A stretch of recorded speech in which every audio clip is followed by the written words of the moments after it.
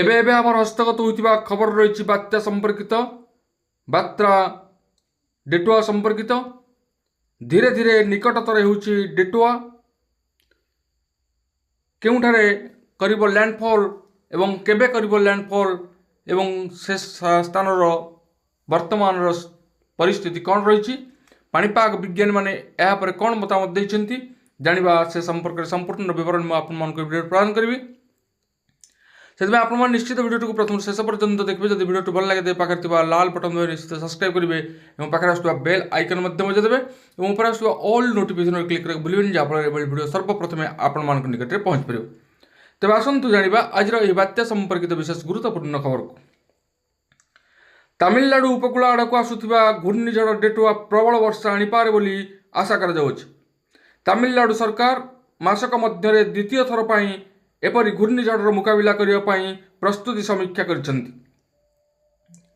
पाणीपाग विभाग नवेम्बर 29 रु 30 मध्य तमिलनाडु दक्षिण एवं कावेरी डेल्टा जिले में प्रबल वर्षा होवार पूर्वानुमान करिछि। भारतीय पाणीपाग विभाग सूचना देछि जे घूर्णिझड़ डेटुआ तमिलनाडु पुदुचेरी और दक्षिण आंध्र प्रदेश उपकूल आड़ को गति करुछि एवं नवेम्बर 30 रे यह स्थलभाग छुई पारे जहाँ दृष्टि रखी समस्त स्कूल कॉलेज को बंद कर दिया जायतिबा बेले हेबाकु थिबा परीक्षा मध्य बातिल करा जायछि। एही झड़ पूर्व शुक्रवार सकाळे श्रीलंका पूर्व उपकूल रे आघात करिथिला जेउथिरे 80 रु अधिक लोकंकर मृत्यु होइतिला एवं यह उत्तर पश्चिम भारत आड़ को गति करने सहित व्यापक क्षति करथिला। प्रधानमंत्री मोदी प्रियजन मान हराई लोक मान प्रति संवेदना जनाइथिले एवं प्रभावित संप्रदाय शीघ्र आरोग्य कामना करथिले।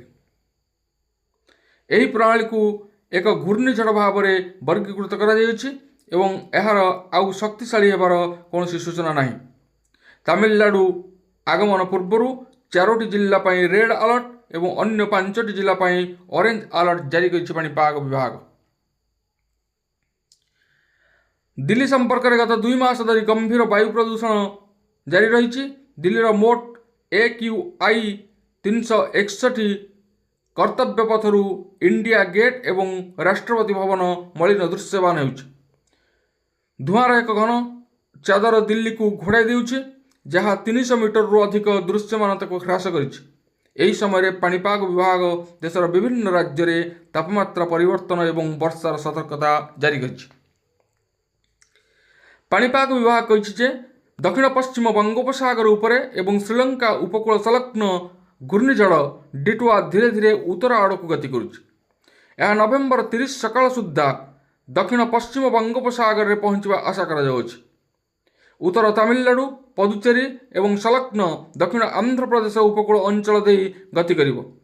घूर्णिझड़ डेटुआ नवेम्बर 29 रु 30 मध्य तमिलनाडु एवं पुदुचेरी एवं नवेम्बर 29 रु डिसेम्बर 1 पर्यंत उपकूल आंध्र प्रदेश रायलसीमा अंचल में प्रबल रु अति प्रबल वर्षा कराइबार संभावना रही।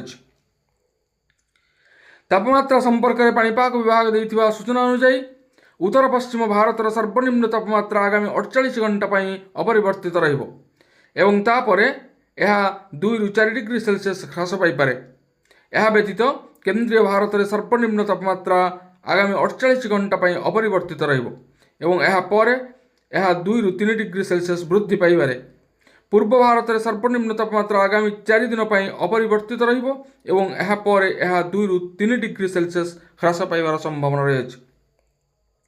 महाराष्ट्र सर्वनिम्न तापमात्रा आगामी 3 दिन मध्य 2 रु 3 डिग्री सेल्सियस वृद्धि पाइपारे एवं यह कौन गुरुत्वपूर्ण परिवर्तन हेब नहीं।